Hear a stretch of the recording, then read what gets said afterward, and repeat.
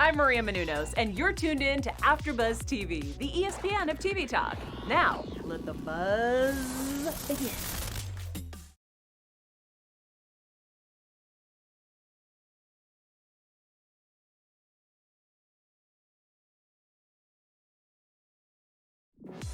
I'm Maria Menounos, and you're tuned in to AfterBuzz TV, the ESPN of TV talk. Now, let the buzz begin. What is up, everybody? Welcome to another edition of the Smackdown Aftershow. We're here to break down everything WWE SmackDown and also give you our picks for Money in the Bank this Sunday. I'm Josh Tariff. Gabby and Bryan both off this week. They'll be back next week. Don't worry, though. I got the OG with me. Tom Connolly's hanging out. I'm gonna whisper the whole time because the babies are sleeping. And we're in store for a very exciting show. No, it's okay. Yeah. Babies are sleeping, but it's okay. I can talk in a regular voice. No raging this week. I can't. It might not be a lot of raging per se, but I don't really think there was a lot of stuff that happened this week that would deserve a rage. I thought overall SmackDown was decent as far as trying to build up for the last show before Money in the Bank. I thought they did a fairly good job. A couple of things maybe I would have changed a little bit, but nothing that made me upset per se. Yeah, I mean, I thought it was actually it was pretty good. I mean, it pushed everything where we needed to go, and it wasn't.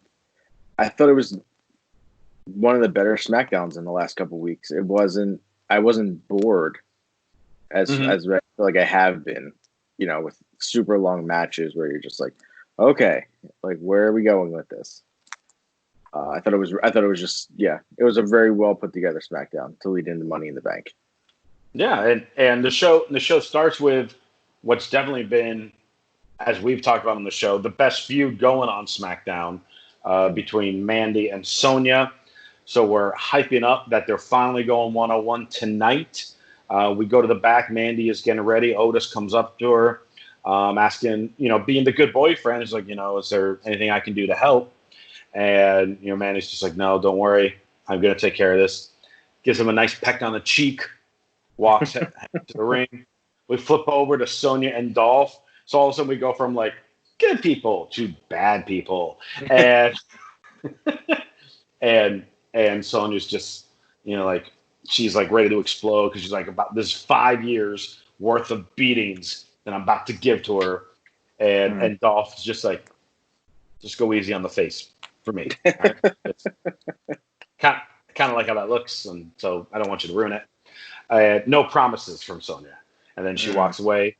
And we just jump right into that match. There's no additional hype headed in. We've gotten a lot of hype between the last few weeks, and we just bounce right into it. First off, Sonya's new gear. So as far as what she wore during the match, we saw her debut that at Mania, so she's worn that a little bit. But like the long jacket that she wore heading onto the ramp. And then we talked a little bit last week about her almost kind of being like a Victoria type thing. She's just the crazy one. Mm-hmm. She's standing at the top of the ramp, putting her hands on her head, like going like this, like Victoria did. Yeah. So it's just like, it was like, ooh, okay, I like this. I like what I'm seeing. And along with that also, Mandy, I wish Mandy came out second. Should they have Mandy come out first? Because I wanted Mandy to come out second and just charge the ring. But Mandy came out first, and here's part of like and maybe make just like a slight change. She came out to the ring with a purpose. She wasn't doing her little flaunting. She didn't do her pose before she enters the ring. She means business. She was ignoring the foggy background like we talked about on the show. Yeah. But then she started posing because the music just kept playing. It's like, what? Like, well, she's got to think of something to do because the music's still going, so I guess I got to pose. And that's why I'm like, if Sonya came out first, did her thing, and Mandy came out, stood at the ramp, saw her, and just bolted to the ring, and they started like they did with Mandy just attacking her from the bell, I think it would have made it even better. Yeah, I agree with you on that. Because I just think, I mean, I also like how aggressive she was at first. I was not expecting that at all. To just almost trying to hit her finisher in the first move of the match. Yeah, that running knee. Yeah, both her and Sonya very aggressive. This was a very short match, which was fine because we know this isn't the end of it. They're going to go a lot longer with this feud. We had Mandy being more aggressive than we ever seen her. Sonya being more diabolical, like ripping the eyelashes off of Mandy. They brought a little on the outside of the ring. Towards the finish, Mandy went for her running knee. Sonya ducks, rolls her up, hand on the tights. Sonya gets the win, which I feel is the right move at this point in the feud. Let the heel get one up on Mandy. And, Michael Cole was like, this is one of the most emotional matches I've ever seen. It's like, I don't know about that. It was about 4 to 5 minutes. I don't know about that, but it's a good start for this feud because this can't be the end of it. They're going to keep going with stuff because you still have Ziggler still infatuated with Mandy. Sonya still wants to destroy Mandy. And Otis is around. So it's, this ain't the end. And I love what they're doing with the two of them. I really do. Yeah, I mean, I thought by far the best match either of them ever had on TV. And I think it also comes down to how you always hear everyone talking about like, oh, if I'm in there with my best friend, then, we can have a great match because you already have like great chemistry together.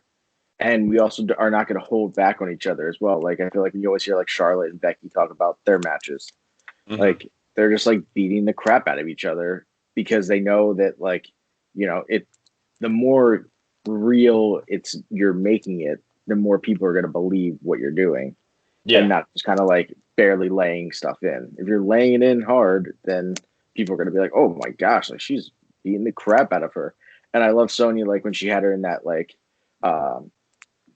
triangle hold kind of thing, like around the waist hole. And she's like, when she ripped off the eyelashes and then she's like, oh, I like just being like, oh, I love this. This is so good. Like I'm doing, this is so much fun. Like, I feel like you wouldn't get like, that's one thing I think helps with the no crowd is that you can hear them more in the ring when they're talking, when they're saying things out loud. Yeah. Not literally, not calling spots, but just talking in the match. Like, so it gives us more perspective of like, oh, you're getting an insight inside their mind of what they're thinking as they're doing these moves to each other.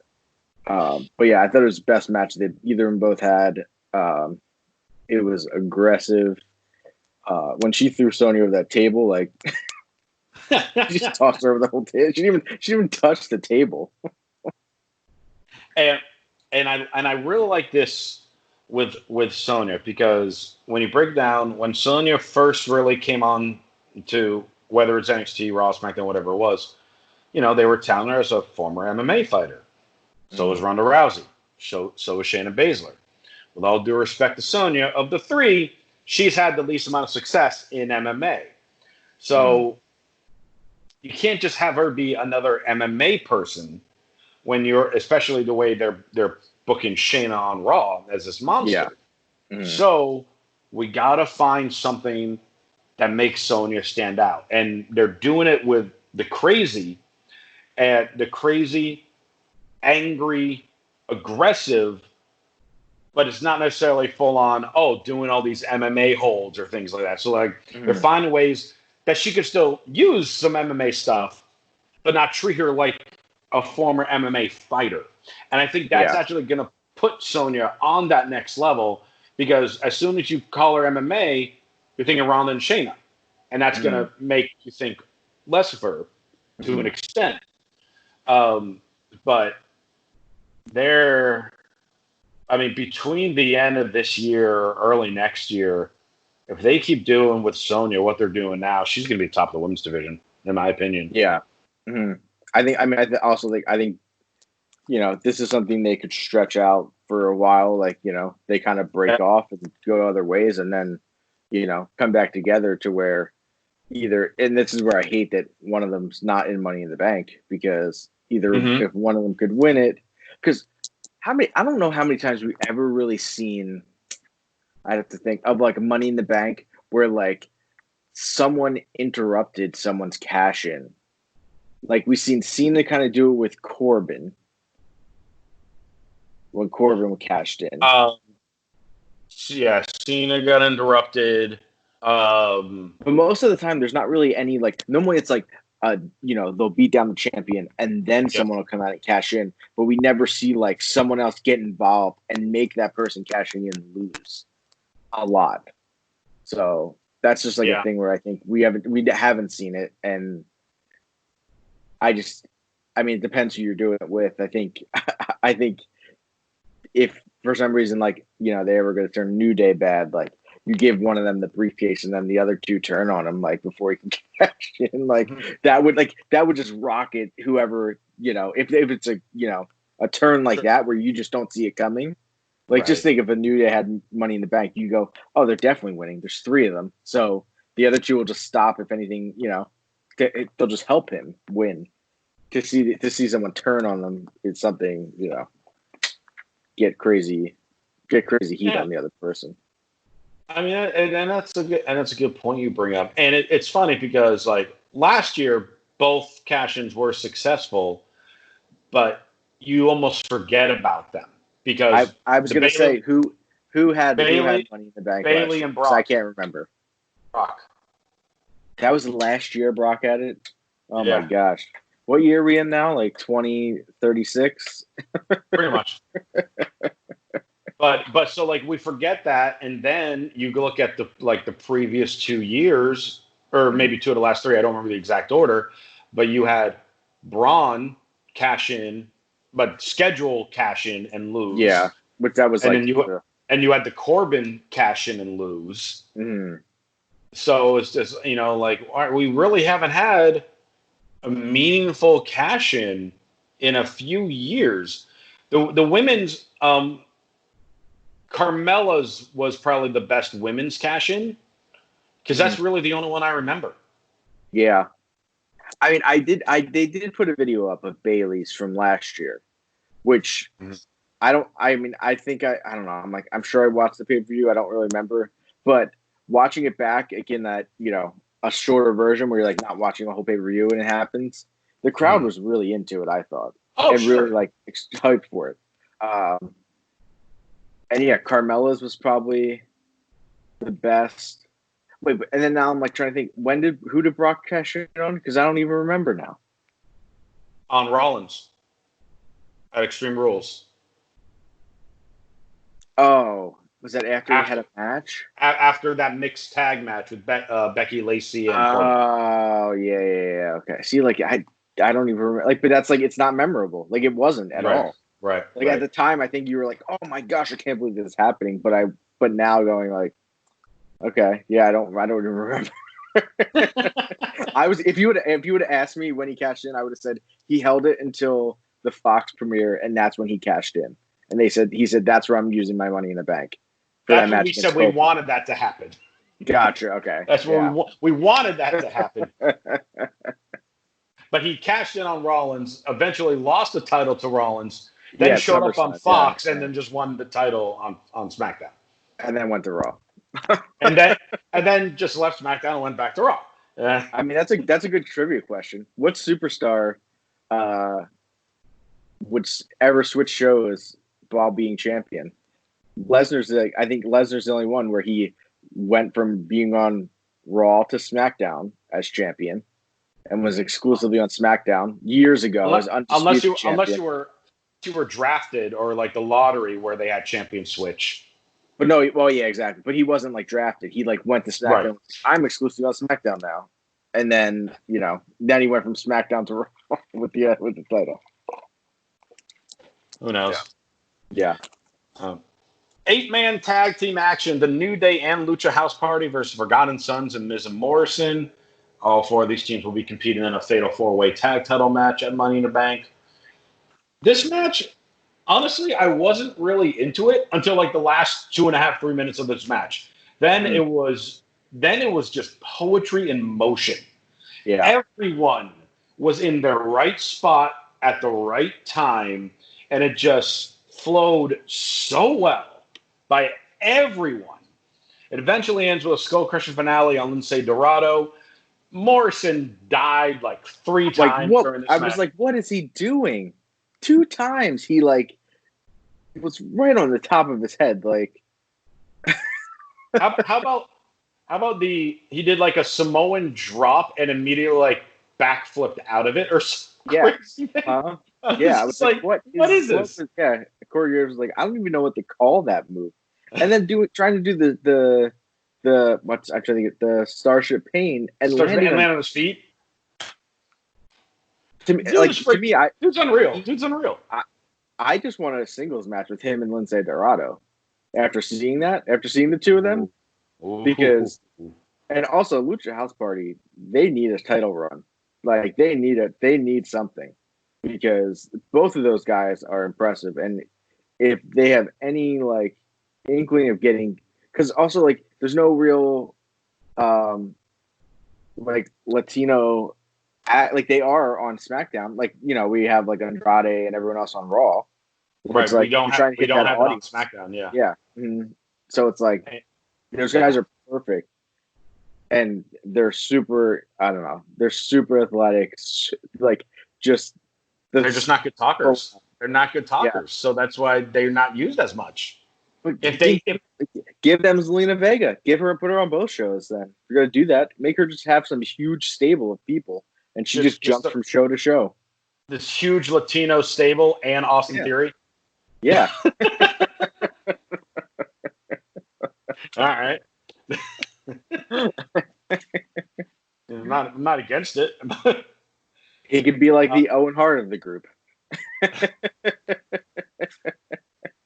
He's the nugget.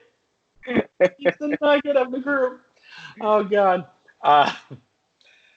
Brief promo with Corbin in the back, just bragging how he's going to win Money in the Bank. Nobody wants to be down to Bryan and Drew Gulak's partner. That was that. Nothing big there. Jeff Hardy promo. I found this really interesting for a few different reasons. Number one, Renee Young lives in Las Vegas. Mm-hmm. I always think this every time. They haven't used her on television. I mean, obviously she's been doing WWE backstage, but she hasn't been used on TV because, you know, you got Kayla there, you got Sarah there. I think you got Mike Rome out there. You got people. You got Mackenzie, who's doing more stuff on NXT. Why did you have to fly Renee from Vegas to ask one question to Jeff Hardy, and then she leaves the ring?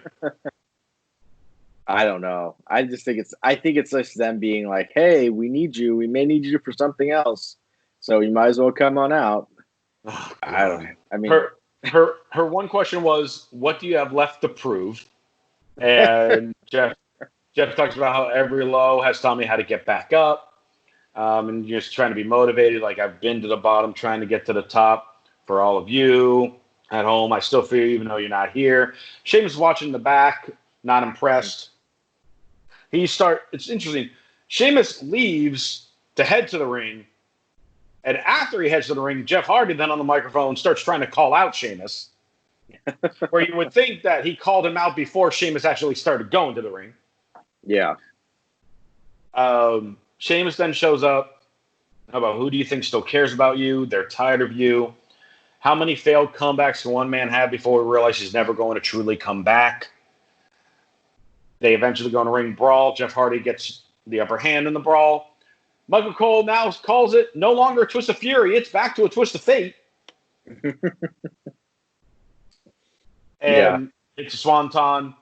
And Jeff Hardy then poses on the ramp. And Sheamus, like, immediately gets up after the swanton. Like, he's just immediately up in there angry.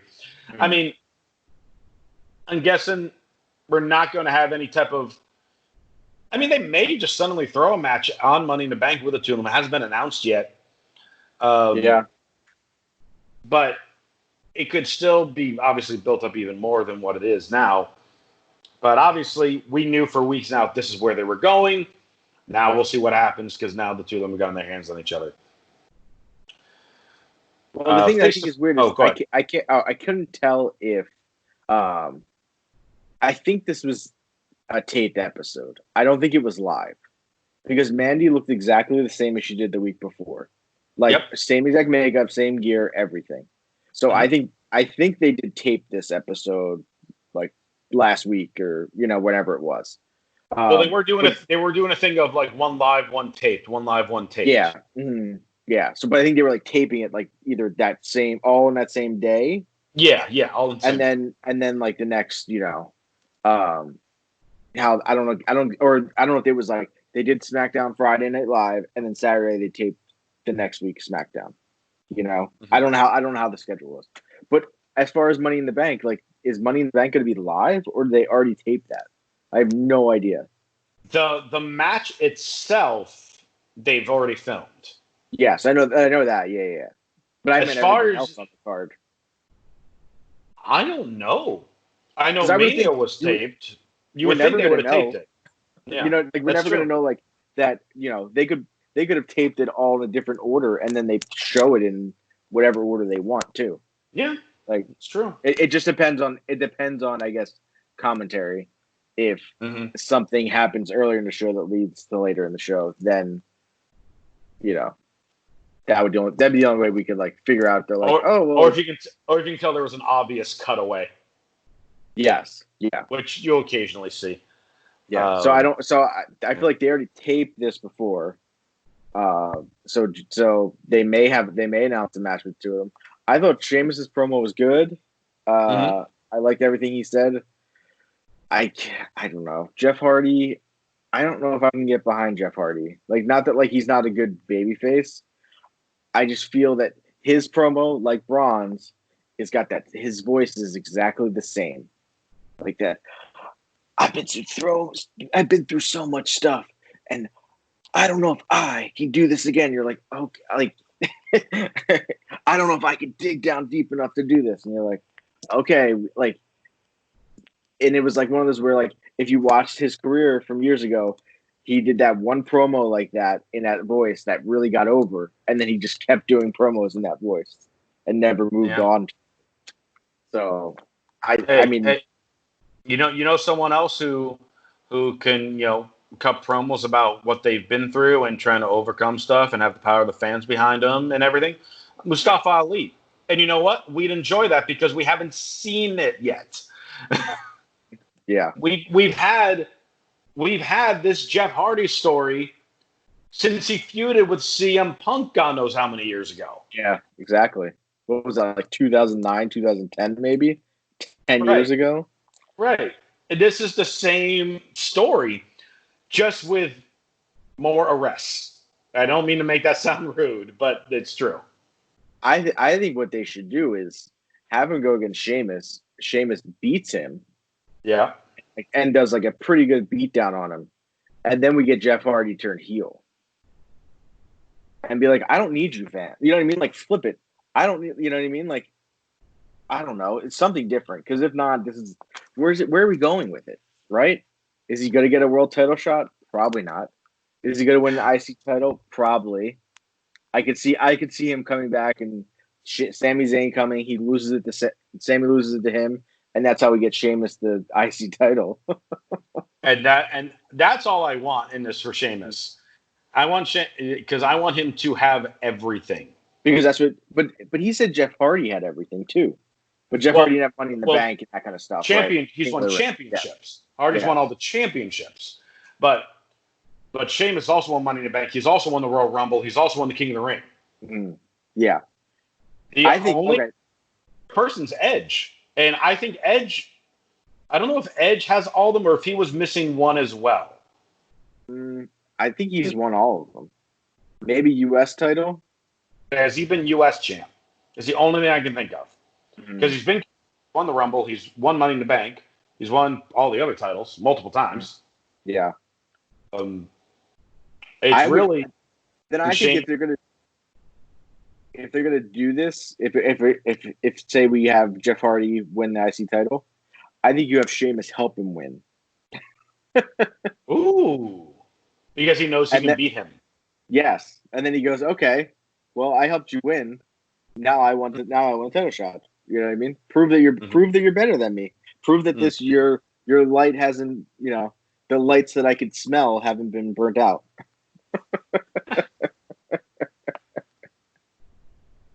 Oh boy. Yeah. Face to face with Braun Strowman and Bray Wyatt, like you were just alluding to a moment ago. Same exact promo from Braun that we've been getting.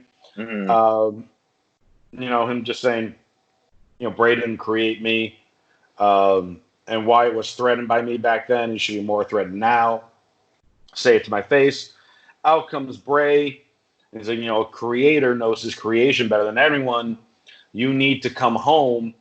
I can make you special again.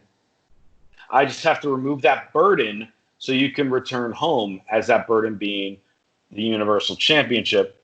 Mm-hmm. Tries to hand him the black sheep mask, and Braun then says, I am home as the Universal Champion. I will keep being it. Okay, bye. And it was just like, okay, what was the point of this? Yeah, there was like no need for a face-to-face if there's not going to be any like physical like altercation between them. And nothing with the Fiend either. Yeah. I thought what they should have done, I would have said, is because they're taping everything, is those like puppets should have like appeared like over Braun's shoulder and like talking to his ear. You know what I mean? Him like trying to like swat them away or something. At least something to do where like something you're never going to be able to do anywhere else, unless it's like taped backstage.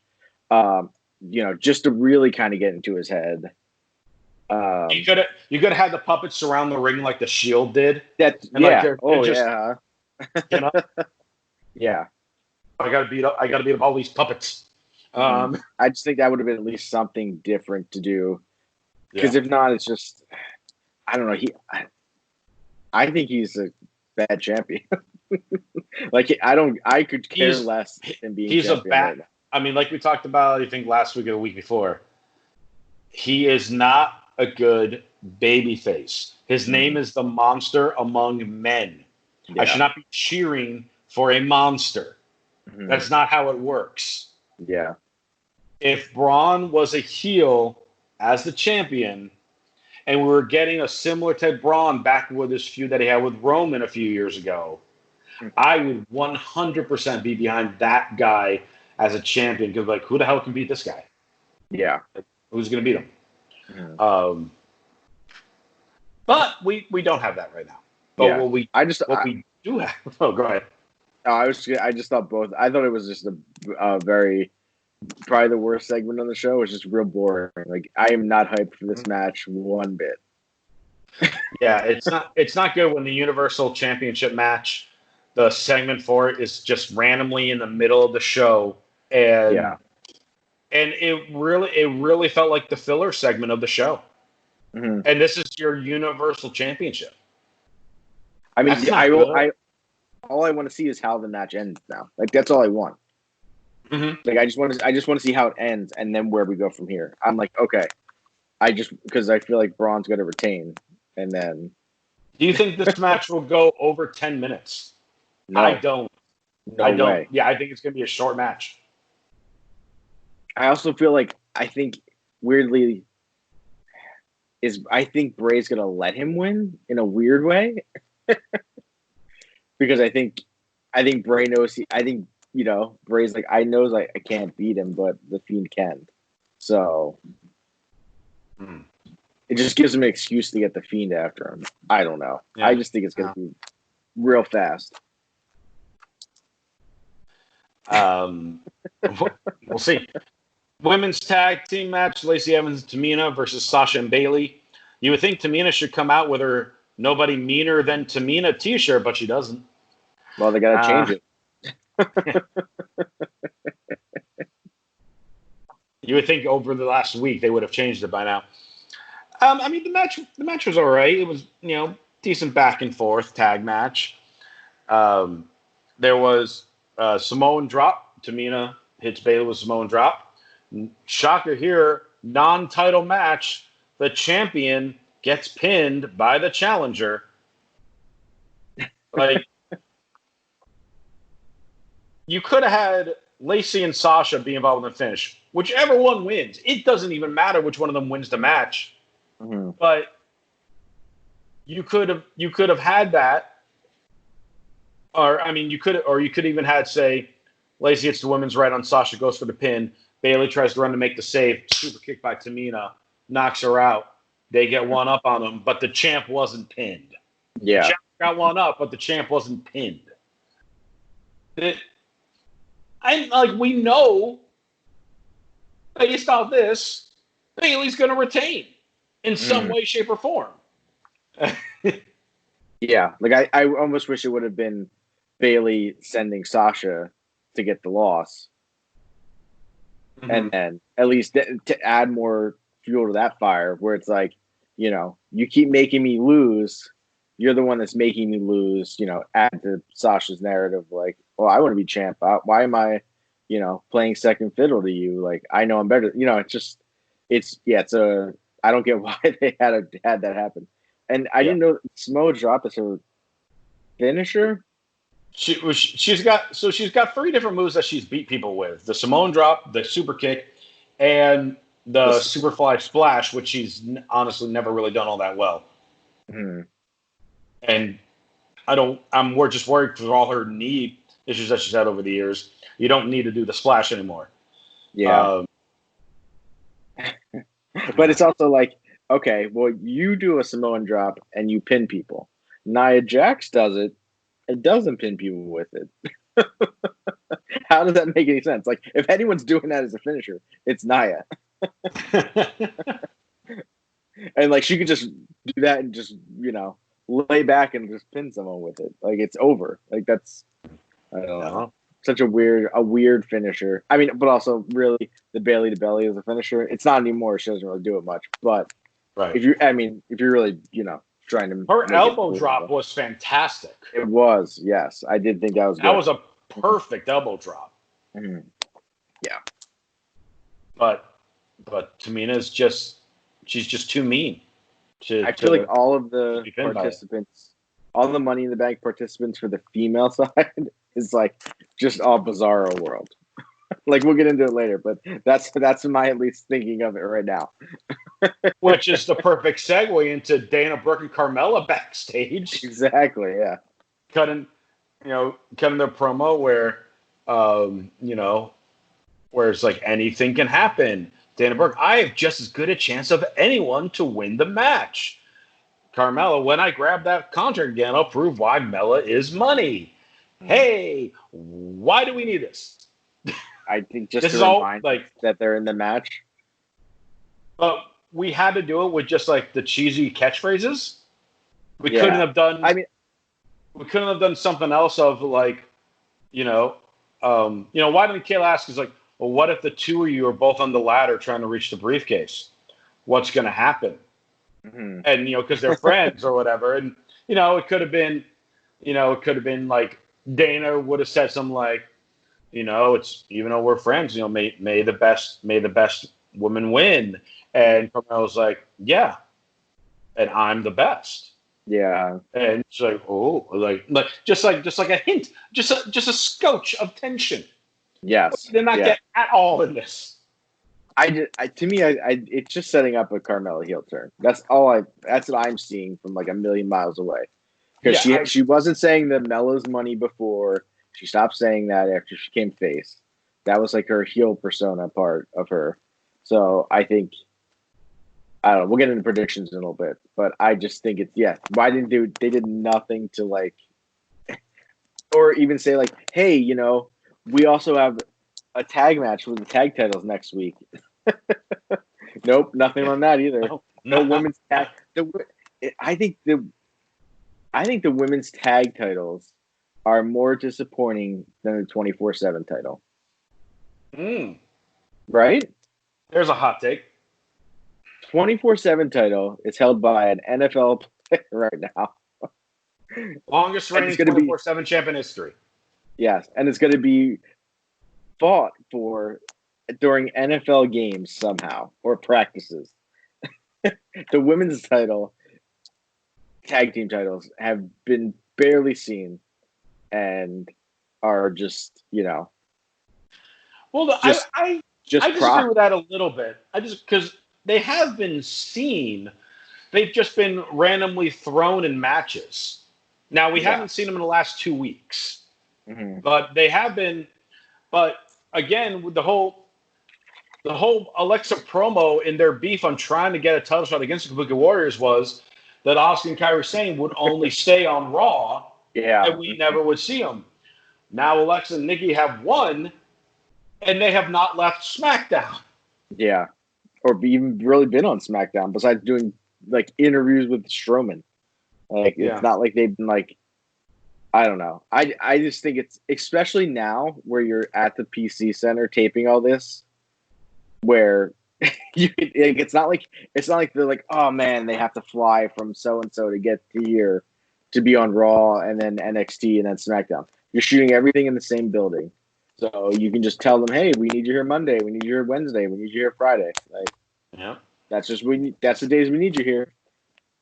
So, and also I think it would do something for those titles, so that if they came out and go, we're just going to randomly have they could do their Cena challenge of like, we're going to randomly have a match each on every show and just show how dominant we are as champions. And I don't care if they beat everyone. That's cool, because then you're like building them up. And if they're having 3 matches a week on every show, then like it's something interesting to look forward to. And then you could have the Iconic surprise them, win the tag titles, and make everything wonderful again. And then they won't defend them. I miss the Iconics. I know, me too. Main event, 6-man tag, Corbin, Nakamura, and Cesaro versus Daniel Bryan, Drew Gulak, and their mystery partner. Was it really a mystery that it was going to be Otis? I mean, you had all the other Money in the Bank people. Yeah. Like, if you're building up, like, a mystery, you know, if all of a sudden Roman Reigns showed up, you're like, okay, that's a surprise. Yes. Like, all of a sudden Otis's music hits, and you see Bryan and Gulak who are like, yeah, we got one half of a tag team as our third man. Uh-huh. Where's Tucker in all this? Tucker's going to be... he's got to turn heel, doesn't he? He's got to turn on back Otis. on that garbage truck or in that whatever truck they drive. Oh, God. I feel bad for him because I think he was really becoming a good standout star on SmackDown with his singles matches against Ziggler were good. Matches. Yeah. The tag matches were good. He's getting better at talking. I mean, he's building himself up. But then, well, I'll save it for later. I'll save what I was going to say. So we have the 6-man tag, and again, I'm also still confused because Drew Gulak still does not have his own music again. It still makes no sense to me. And then Drew Gulak loses to a not finishing move. Corbin beats him with the Deep Six, which I love that move. But how many people kick out of the Deep Six? And then no one kicks out of the End of Days. But Gulak gets pinned by it. They all start brawling afterwards. Otis, Bryan, and Gulak take out Nakamura and Cesaro. Leaves Corbin on the other side. He's not in the ring. He's like, hey, you know what? The guy's got the upper hand on my partners, but I just won the match. I got the momentum to go to Money in the Bank. I should just leave. Uh-huh. But you know what? The briefcase is up there, and even though match and means absolutely nothing to get it, I'm going to get a ladder and climb and grab it. And then Daniel Bryan's like, no, I'm going to climb the meaningless ladder to get the meaningless briefcase for this meaningless ending. But then Otis shows up and is like, no, if anyone's going to climb up this meaningless ladder for this meaningless briefcase to be the meaningless Money in the Bank, even though it's not the official match, it's going to be me. For 5 minutes, they're fighting to climb the ladder when no one needs to climb the ladder. Mm-hmm. I don't understand why this happened. I have no idea. Why did this happen? I thought, so I was like, okay, the match is over. And then I'm watching. I'm like, okay, so Corbin's just going to go up there and, whatever, grab the briefcase. And it's like, okay, here comes Daniel Bryan. Okay, here comes Otis. And Otis can't climb up the ladder because apparently ladders can't hold his weight. Yet we've seen people like Mark Henry, way bigger than him. Mark Henry, Braun Strowman. I'm pretty sure the Big Show's probably climbed the ladder somewhere along the way, maybe. Yeah. Apparently, this ladder, Otis must weigh like 2 tons because you can't, use this ladder. I mean, I understand what they're doing it to set up to where he brings out this crazy ladder, which is fine. Okay, I know we're setting seeds for that. That's fine because I think it'll be interesting when it happens. But for 5 minutes they have to do this, and this is where you're like, okay, you're filming this all in the same location. Well, guess who else is in this match? 3 other people from Monday Night Raw. Why didn't they just show up and just start beating the crap out of them? And then at least, even if they're all brawling at the end, and then also, guess what? There's girls in the match too. It's all happening. You're selling this match is that everyone is trying to do this at the same time. So where's Carmella? Where's Dana Brooke? Where's Lacey? Like, why couldn't everyone get involved? And even if it just comes down to like 2 guys and 2 girls on top of the ladder, like just reaching up for it, and that's how SmackDown goes off the air, it'd make me want to watch the pay-per-view way more. Absolutely, because again, let's say there are some people who only watch Raw and not SmackDown, and vice versa. So you only see you only see the the photo of the people in the match. You may not be too familiar with what they really look like. I mean, Shayna Baszler, we haven't seen her much on SmackDown. Aleister Black, you haven't seen too much on SmackDown. So there are some people. So yeah, I completely agree. Why didn't you have the 3 Raw participants, and then you had the 6 women? They all just suddenly show up, and SmackDown goes off the air, the last show before the pay-per-view, with the 12 of them. No one even has to climb the ladder. It's just a 12 of them brawling. Yes. Yeah. And it's just like, and this is going to happen in corporate headquarters. How is anyone going to get to the roof? Yeah. Tune in this Sunday. And I just think it's there you go. Because you could have had Daniel Bryan get taken out by Cesaro and them again. Like, at least so then he's not a factor. So you're thinking like, like when Corbin was climbing, you're like, oh, okay, whatever. I just thought it was going to end that way. Like, there's no one here. And then you have like AJ Styles do like a jump on the rope, it's like a springboard onto the ladder out of nowhere. And you're like, oh shit, AJ Styles is here. Right. I don't know. There's like, to me, it doesn't, I'm still like, whatever about, like, I think the match is going to be fun, and I get they already shot it. But it's like, you're trying to hype this thing as something you've never done before. So why not make it very interesting to where all this stuff is happening? Like, even like have like Shayna Baszler like choking out like Daniel Bryan or something. You know what I mean? Like, just have them start hitting each other. All right. Yeah. I mean, but she's like she's badass. Like, she would do that though. Like I could see her like ripping. She's definitely gonna rip one of the dudes off the ladder to try to get up to that thing. If it comes down to that. Like if there's one girl in the match that's going to go against or at least do something to one of the guys, it's Shayna Baszler. I disagree. Nia is going to body slam Otis. I can see Nia slamming one of the guys. Yeah. But I could see see her and Baszler like trying to compete, like, but also it's like, sure. Oh, you did it? Oh, I can do it too. Kind of thing. Well, let's get into the predictions then, because since we're filming this on Saturday, we're actually able to make predictions for the pay-per-view because it hasn't happened yet.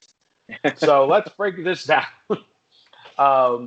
It's a SmackDown heavy pay-per-view, by the way, which I like. There's besides the Money in the Bank matches, as of this morning on WWE.com, there's only one Raw match on this pay-per-view. So let's start SmackDown Women's Championship, Bayley versus Tamina. I know we talked about it a little earlier, but are we convinced that Bayley is retaining? I mean, I'm not convinced Bayley's retaining. I'm still thinking Tamina's going to be the Jinder Mahal of this, of 2020. Hey, this year has been so unpredictable so far. Why not just throw this into it? I'm saying Tamina wins. I mean, I don't know how it's so unpredictable. I clearly predicted that in May we would be doing the show via Skype at our homes. What are you talking about? I do remember that. Yeah, yeah, we talked about that, right? I mean, I could see Tamina winning by DQ, and they actually continue it. Mm-hmm. But Bailey, I feel like will still have the championship after this match. Gotcha. I can see Sasha getting involved too. Still, sure. Fatal four-way for the SmackDown tag titles. New Day defending against Lucha House Party, defending against Forgotten Sons, defending against Miz and Morrison. Hey, hey, ho, ho. You go first for this one. I mean, I'm going to say New Day retains. I don't see why they would take it off of them. There's not really a point. And they just won them. So, like, let's just keep the New Day going. And then, I don't know. I don't know where this goes for anybody in this match, though. I mean, I say New Day. If I were to pick something, I'm going to say one of the guys in New Day pins one of the Lucha House Party guys. Then you got a few with Forgotten Sons and New Day because they weren't the ones pinned. And then the question really is what happens with Miz and Morrison. Well, I was going to say that during their match. I feel like Morrison was like, they were both trying to outshine each other. Yep. And the Miz kept getting, last week he kept like just getting destroyed every time he was in the ring. And then this time he was the one that got the pin too. Yeah. So it's like they're both trying to one up each other as it's going, I think. And that's where like they're gonna explode, the two of them. Mm-hmm. Yeah. Universal Championship, Braun Strowman versus Bray Wyatt. Braun's retaining right now. He'll lose to defeat, but if it's Bray, Braun's winning. Yeah. Yeah, I don't see how Braun's gonna lose to Bray. Yeah. WWE Championship, Drew McIntyre defending against Seth Rollins. I think it's too soon for McIntyre to lose the title. I can see this feud continuing, but McIntyre should retain. Yeah, I think McIntyre retains. I don't see it continuing because I did see like Edge is going to be on Raw on Monday. Edge and Orton are back on Raw. So either we get Orton going into a feud with McIntyre, and then I think Rollins and Edge start a feud together because they had that beef from before. I think they're hyping it like you're going to see a confrontation between Edge and Orton, but then really it's going to be like Rollins is going to be pissed because you lost and go after Edge. Okay. I don't know. That's what I'm guessing. What's the next pay-per-view after Money in the Bank? Is it Extreme Rules? Is that next? Maybe. I'd have to look, but okay. Yeah. And then we go to both Money in the Bank matches taking place in Stanford in WWE headquarters. The male side, Daniel Bryan, King Corbin, Otis, AJ Styles, Aleister Black, Rey Mysterio. The women's side, Lacey Evans, Dana Brooke, Carmella, Shayna Baszler, Nia Jax, and Asuka. Pick 'em. I'm going to call this right now. Now I forgot Mysterio's in this match. Shayna Baszler is choking Rey Mysterio out for sure, like for sure. Or she is ripping him off a ladder and just putting him right in that. What's her finishing move? I can't think of the name of it right now. I was going to say Coquina Clutch, but that's yeah, that's me too. I know. Yeah, I know. Whatever it's called, he's getting knocked out. Like, sorry, Ray. I mean, you're a legend in this business, so it's not going to hurt you one bit. But you're getting choked out by Baszler. I think this is going to be a fun match to watch. Yeah, it's definitely going to be entertaining. I think probably not, but this could be something they do again, depending how good it goes or how interesting it is. And I'm trying to think who I would think would win. I mean, who would I feel like AJ needs a win just because of having that Boneyard match. And I think it'd be cool if he was Money in the Bank because I think that would be a way to get him onto SmackDown long run. Now there's no Gallows and Anderson. Like, he really has no ties to Raw. He can come back, reclaim his house that he built, Yeah. And I mean, he hasn't really done. There's been a bunch of stuff on Raw, but I think at least you get in the briefcase to have him have it to wherever later cash it in. I think it's either him or Aleister Black. I don't think anyone on SmackDown has a real chance of winning. If it's Corbin, I'm going to be real upset because that's just I'm just going to be like, oh my gosh, now he's got a briefcase as well. As far as the women's side of it, I also don't think anyone on SmackDown has a chance either. Who is it? It's Asuka, Nia, Shayna, Carmella, Dana, and Lacey. Oh my gosh. I mean, Lacey maybe, but at least it would catapult her, at least put her back up. Sure. Which would also, also like, is the NXT title now in play of like a cash-in attempt? I think it is. I would think so too. At this point, why not? Yeah. And then I think they give it. I think Asuka's going to get it because I think she's been the star of 2020. She's been the star in the women's division of 2020. Becky's been like on the back burner. Who knows where she's been? She just hasn't been at tapings, or they just haven't used her. Asuka, since they've been to the Performance Center, has been the star of almost every show. And she's been on every show. Every show. Yeah. Yeah. I know. So I think she deserves it. I think it'd be interesting. Maybe she turns it into like, Kyrie Sane has the umbrella or some kind of like different, interesting briefcase situation. Yeah, I think I'm going to say Asuka. Yeah, I completely agree with you as far as Asuka's been like, the MVP of the women's division this year so far in the Performance Center. We've talked about on the show. She's been all over the place, wrestling, tag matches, singles matches, whatever it may be. As far as my predictions, I'm a little annoyed I had you go first because I feel like you stole my AJ Styles script because what you said was exactly what I'm. First off, as far as on the men's side, AJ is the only one in that 6 that I could see would be the type of guy to run and cash in, seize an opportunity, be sneaky, and having to push and Mania. Corbin too, but yeah, seen Corbin do it. Yeah. But so having a big push at Mania, losing the match, not really seen since until now, like this last week or so. I think it makes sense for AJ to win Money in the Bank, and then, as you said, maybe the Fiend takes out Braun on a SmackDown once we're back in front of crowds. I don't see any cash-in happening before crowds because they need that PR. They need that pop. Yeah. But at some point, AJ will show up on SmackDown since Gallows and Anderson are gone. It's the house that AJ Styles built. He cashes in on SmackDown. I 1,000% agree with you with that. The women's side, well, I would love seeing Asuka. I am picking Nia. And the reason I'm picking Nia is you want to continue storyline. What catapulted the man when Nia Jax broke her freaking face? Yeah.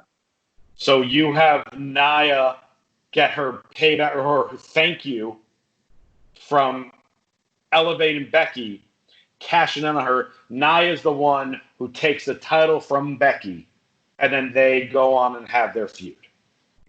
Okay, yep. I agree. That all sounds good. And I also think that Nia needs to hit Becky in the face with that briefcase to kind of get her another, or just another punch, square in the face. Oh yeah. I just think it'd be symbolic with the briefcase. You know what I mean? Yeah. That's her, like, she like almost like, even on. I mean, I don't think it should happen until there's a crowd back, but there was the preview for Raw was that Becky Lynch is going to confront the Money in the Bank winner, and you're like, okay, well, Becky's on Raw, so the winner is going to come from Raw. Why would you even say that? Why would you give that preview? Just say Becky Lynch is going to be back on Raw. Will someone from Raw win the Money in the Bank and be able to confront her? Like, I just think it'd be like interesting if that. I agree with you. Nia comes out, is celebrating with the briefcase. Becky comes out, and they're just kind of talking, and Nia just clocks her in the face out of nowhere with the briefcase. Yeah, I mean, but I think it would suck if there's no crowd. But I just think that would be a shock. I can see the feud still continuing with Becky and Shayna, and like they have some type of crazy gimmick match at a pay-per-view where Becky retains and then Nia cashes in right after that match. Yeah, because I feel like with the bigger guys that have had it, like I don't know, there hasn't been like a crazy like good cash in with them, right? Like, because most of it's like Kane's was Kane's was memorable because it was less than an hour later. Yeah, that's why Kane's was so, because he just went through that crazy match and then just did that. As far as but he was really the only, because Braun then announced when he was going to cash in, so Braun's was pointless. Kane's is really the only like giant or big person to win it besides Braun. What if Otis wins? Then poor Tucker. Oh, that's what I was gonna say. I was gonna say Tucker's gonna turn on Otis in this match. That's why we haven't seen him. He's gonna be he's jealous. You know what I mean? Like he's been like thrown to the side. Yeah. And I was gonna say something, but I'll tell you off camera because I don't want, if people aren't watching yet, then. Not that I know anything. Wow, you're teasing everyone watching this, and they're like, you're not going to hear. No, out with it. Go ahead. As long as it's not any type of spoiler. I can't tell if it is or not, so that's why I don't want to talk about it. Yeah. There you go, people. Tom the tease. No longer Tom the calm. Tom the tease right there. Well, Tom, if people tweet at you to request to find out what you were saying, will you respond to that? Sure, yeah. Okay, and how can people then tweet you and reach out to you? You can find me Twitter, Instagram, Tom the Calm. Also, check out my Etsy store, Connolly Central. Buy some rings from me. There you go. Still printing. I was going to say, and still with the masks? As of right now, they have caught up on orders, but okay, they have like a reserve. They've done. Last time I checked their website, they've done over 16,000. There was 100 people printing for the last 5 weeks or so. So as of now, they said they have a surplus that they're just kind of like, if the orders come in, they can fulfill them. But I mean, I'm still like waiting. If they say, hey, start printing again, my printers will be up and running. So, awesome. Yeah. Awesome. That's at 3dagentsofshield.com. There you go. And you can follow me on Twitter and Instagram at Josh_Tariff. Guys, I got a huge Josh Talks this week. The man formerly known as Darren Young, Fred Rosser, hangs out with me, former tag champ, member of the Nexus. He shares a few stories that I personally, honestly, have never heard before. So if I haven't heard it, there's a good chance you probably haven't heard it. So you definitely want to check that out. My Christian Rosenberg Pro Wrestling Tee store is still open, prowrestlingtees.com/Christian Rosenberg. You can still find me on Cameo. And, of course, if you want to follow all the gossip and reality that is on TV, follow AfterBuzz on Twitter at AfterBuzz TV. Thanks so much for tuning in this week. Brian and Gabby will be back next week. For Tom Connolly, I'm Josh Tariff, and we will see you later. Our founder, Keven Undergaro, and me, Maria Menounos, would like to thank you for tuning in to AfterBuzz TV. Remember, we're not just the first, we're the biggest in the world, and we're the only destination for all your favorite TV shows. Whatever you crave, we've got it. So go to AfterBuzzTV.com and check out our lineup. Buzz you later. The views expressed herein are those of the hosts only and do not necessarily reflect the views of AfterBuzz TV or its owners or principals.